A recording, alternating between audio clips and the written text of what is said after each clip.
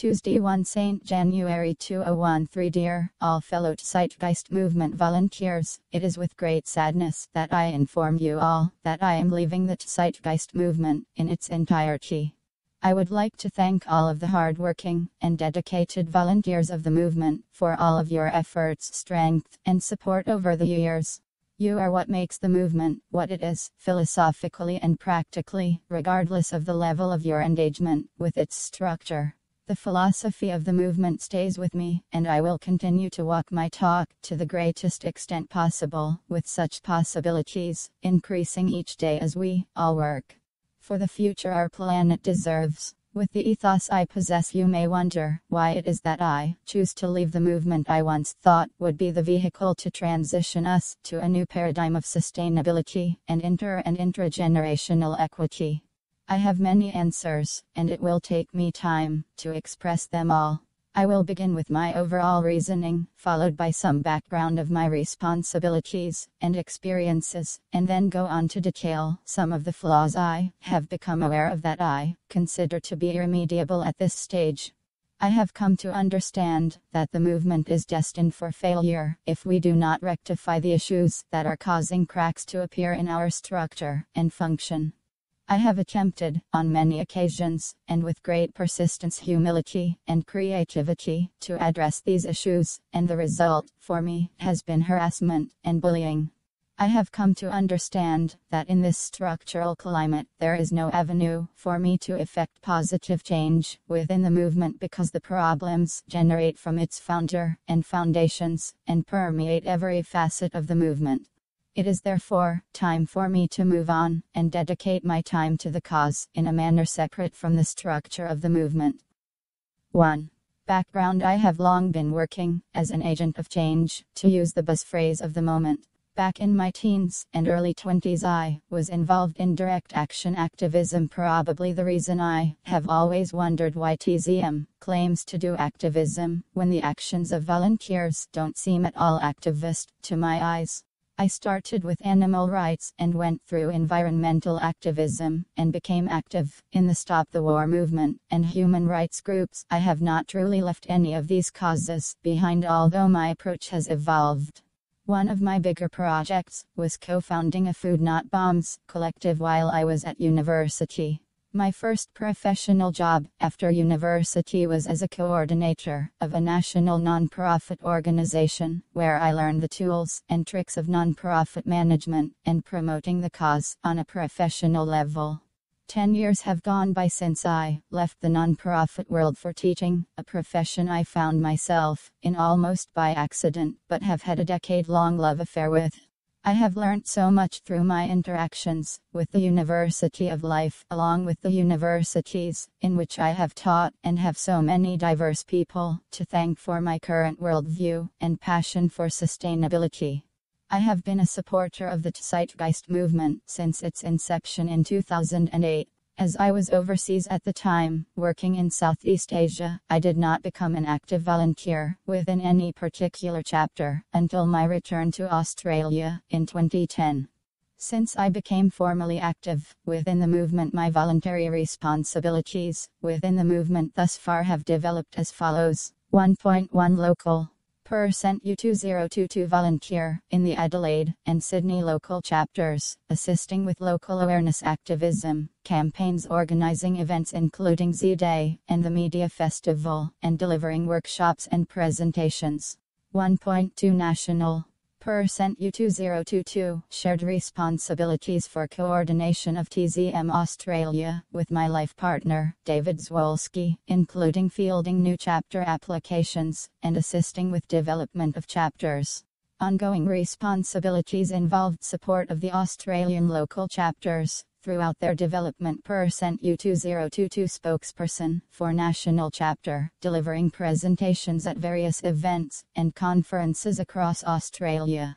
%U2022 project team coordinator for the Australian content development team, the team responsible for developing content for lectures, presentations, workshops, newsletters, and promotional materials for both our PR front and issue awareness. %U2022 editor for Spirit of the Times magazine, a magazine established by a team of TZM volunteers but which is aimed at a broader demographic, hence does not mention TZM, which is now available via several different channels, both online and offline.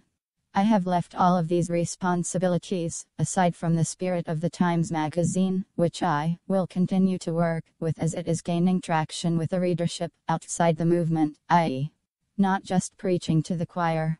The Australian chapter is currently in the process of deciding its next steps in light of recent events that have threatened the continuation of our 4 years of hard work and dedication as a team.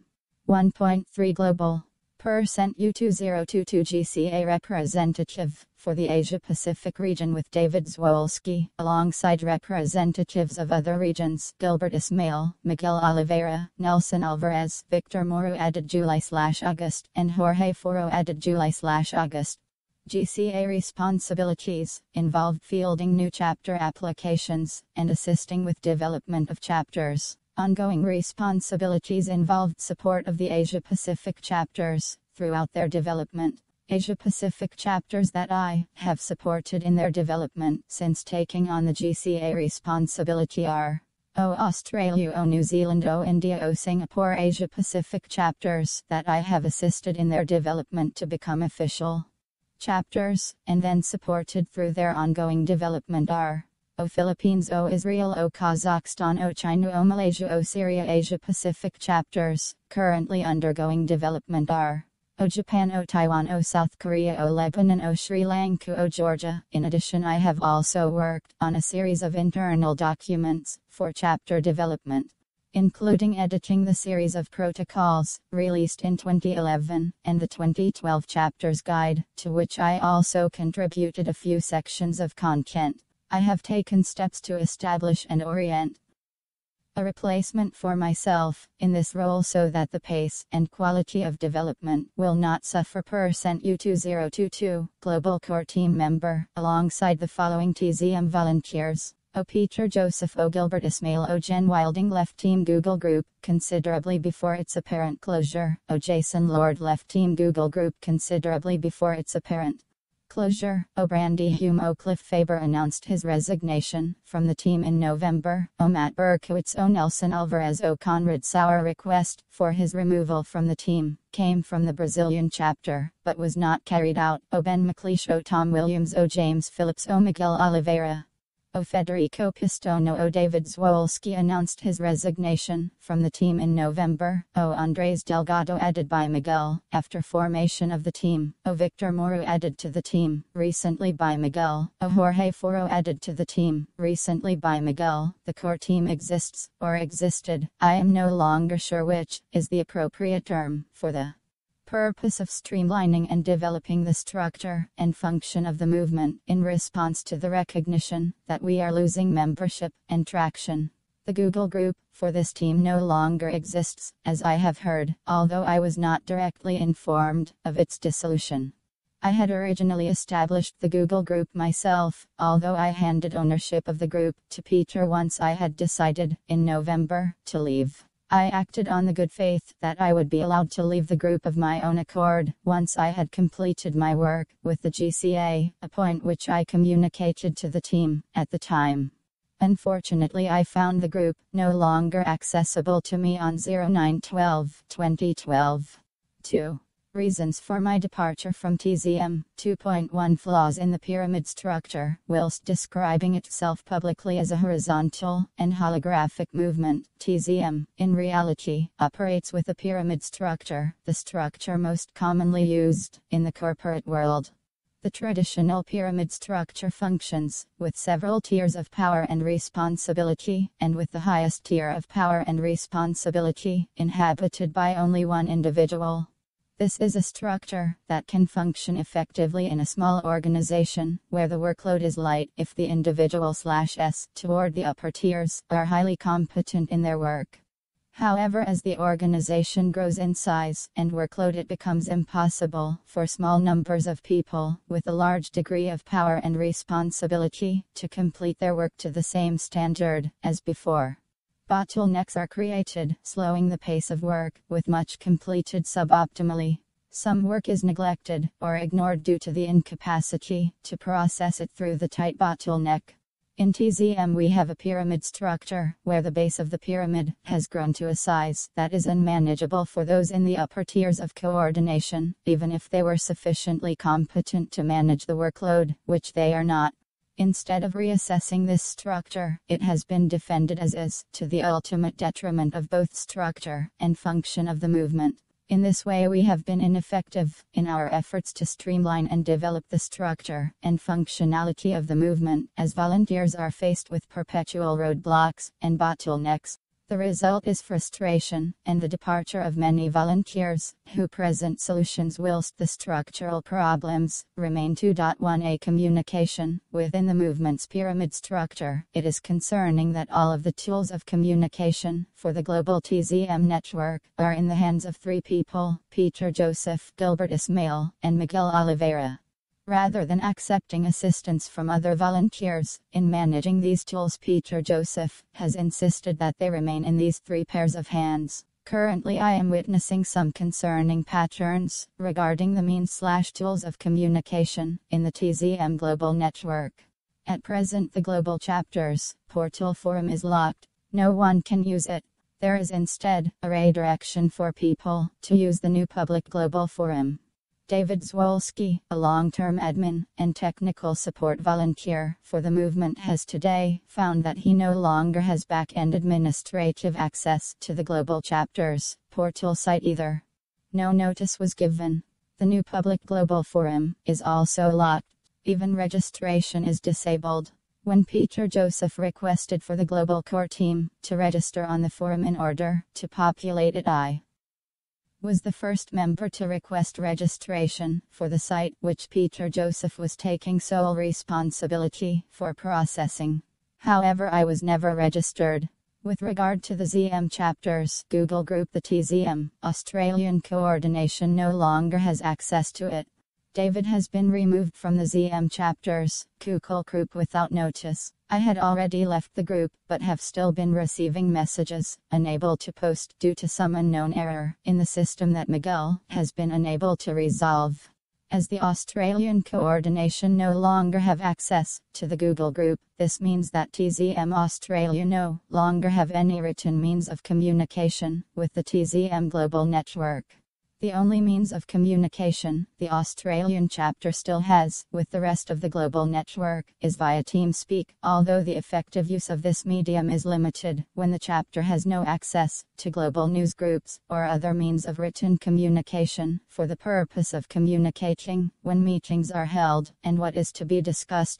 It is likely that we retain access to TeamSpeak mainly because it is a third-party platform, and also due to the fact that we opted not to have an Australian channel, therefore there was none to remove, and to just use the non-password protected Asia Pacific channel for our communications. Technically this means that Australia have all but disappeared from the global communications network, despite still being linked as an official global chapter on the global website. With the tools/means of communication in the hands of only three people, it is all too easy to deny access to the network to those who are unwanted, for whatever reason that may be. This is a matter of great concern for a movement whose very existence depends on effective, networked global communication. 2.1b Structural failures. Without knowledge of the existence of the global core team, or who its members are, the global TZM network is in the position of not knowing who to contact with regard to most issues and projects. For this reason I felt it appropriate to inform the Australian chapter and Asia Pacific coordinators of who is who and who does what, so that lines of communication and appropriate channels for action are clear. I have raised this issue on a few occasions, and was always greeted what I considered to be a paranoid response, in that several of the other members of the global core team felt afraid of others knowing about the team's existence. I do not know the reason for this fear, as I was always of the understanding that when one has nothing to hide one should not be afraid of people knowing. Interestingly, when it became known to some Latin American TZM coordinators that I had told the Australian chapter of the Global Core team's existence, some newcomers appeared at our next Global Core meeting. Andres Delgado and Jorge Foro, who were not at that point involved in the Global Core team, spent a large portion of the meeting, for which Jason Lord explicitly requested that the recording not be shared, criticizing me for having divulged this information, what they referred to as a breach of security. Ironically, these individuals need to have learned of the Global Core team from two possible sources, either indirectly from me, therefore meaning that they were angry with me for providing them information that later led to their addition to the team, or that they had heard about it from another team member, and hence were behaving in accordance with the double standards I have so often witnessed at this level. As a result of a lack of clarity over the TZM internal structure, the network has operated at a suboptimal since inception, and this shows no sign of improvement. Many valuable and hard-working volunteers have left the movement due to frustration with this situation that has led to an inability for many voices to be heard and projects to receive sufficient oxygen to thrive. 2.1c Harassment and bullying of volunteers. Although I have heard, by word of mouth, of many instances of harassment and bullying of volunteers within TZM, I choose here to only detail those instances for which I have hard evidence, through having personally witnessed various incidents. The Colombian chapter has been under fire for many months without appropriate measures being taken by the GCA to resolve any issues that have been raised.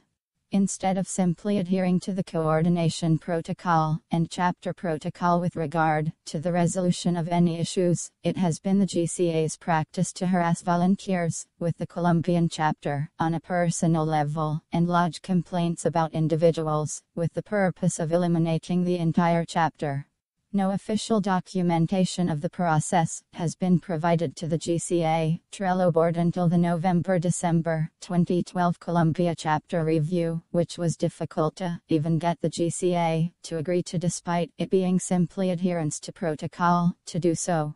This behavior is unconscionable, particularly when carried out by an administration that is expected to behave in an exemplary manner.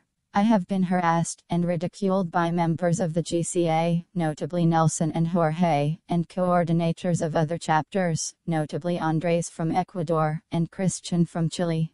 In response to my work with the development of the Colombian chapter, Gilbert, self-titled team head of the GCA, has also behaved in an unconscionable manner toward me, with bullying and threats regarding my work, even during the process of my simply questioning what our approach to the issue with the Colombian chapter should entail. This is a grossly unprofessional form of bullying, and calls into question the appropriateness of these volunteers for roles of coordination.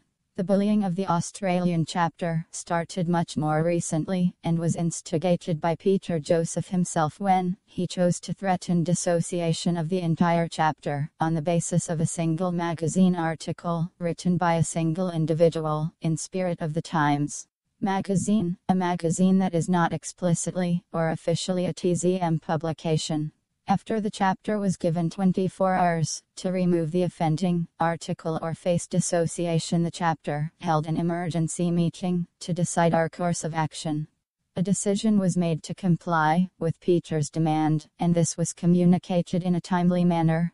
Despite this compliance and careful communication, I was greeted with an emotional tirade by Peter in which he informed me that the future of the Australian chapter was now in the hands of Miguel and Gilbert, and the Australian chapter found itself no longer with access to communication platforms in the global TZM network. Since this incident, things have gone from bad to worse, with Peter again threatening dissociation of the chapter should we continue to promote his films via our website and enable their distribution to our active volunteers via the site at cost, which is significantly below the cost charged on www.zeitgeistmovie.com. Again, no discussion was entered into, and no consideration given to the hard work of volunteers. Simply demands and threats were made, without acknowledgement of 3 years of tacit acceptance of the project. Several volunteers wrote to Peter in order to negotiate terms that might be acceptable to all concerned, particularly as this is an issue that likely affects many other chapters, but all of these were greeted with anger and further threats. This situation is particularly intriguing, in light of the fact that Jen Wilding, of the US chapter, and Global Core, had expressed interest in the project a few weeks earlier, and informed the project's coordinator that it would be discussed at the next US chapter meeting. Currently the Australian chapter has until the end of January 2013 to comply with this latest demand. The chapter plans to fully comply with the stated demand. However, for many volunteers, this is the last straw, and many no longer wish to be associated with the global administration. As a result, many other examples of bullying have occurred, but I will leave it up to individuals to tell their own stories, as it is not my place to do so. 2.2 Hypocrisy & double standards. Countless times I have been witness to breaches of protocol by representatives of the GCA and members of the Global Core team. These are protocols that are invoked whenever someone outside either of these teams is the perpetrator, yet ignored when an individual in one of these teams perceives that upholding their position is of greater importance than upholding protocol. It is natural for a volunteer to expect that the global administration and core teams would be the very exemplar of how to behave in ERB, or at least be demonstrating a level of integrity in their efforts to do so. Sadly, I have found the majority of the GCA and Global Core team to be precisely the opposite of what hardworking and committed volunteers should be able to expect from their administrative support structures. It is my view that precisely the wrong people are in charge of the movement's administrative structures, and precisely the wrong type of governance structure is employed. I have attempted to communicate the latter and work in collaboration with the Global Core team to address the development of our governance structure in congruence with the RIBM. All attempts to approach this topic have been either rejected or ignored by all team members, aside from Brandy Hume, who has made the effort to engage and discuss. With regard to development of the movement and communication of our message, it seems that the administrative structure only wants volunteers to engage with the general public and not experts in the various fields that could lend credibility to the movement. My work with the non-profit organization I have co-founded, called Integrative Services, has been either rejected or ignored by the Global Core team.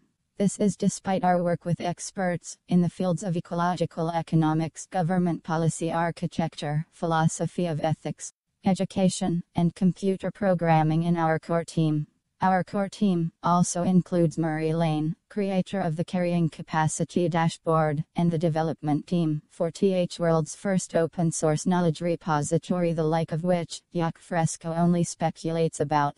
It seemed to me for a long time that we were rather shooting ourselves in the foot by rejecting affiliation or collaboration with such a dynamic team of experts, and after I had worked so hard to establish the credibility of TZM with my colleagues, I had to return to them with my tail between my legs and admit that TZM does not have either the maturity or the wisdom to be a suitable collaborator on the global stage of change agency. I was left feeling as though TZM is a fraud, as, in addition to failing to walk our talk, we reject or ignore the very people and organizations who we say we are looking to collaborate with, as though talking and holding screenings of PJ's movies is all we are ever intended to do.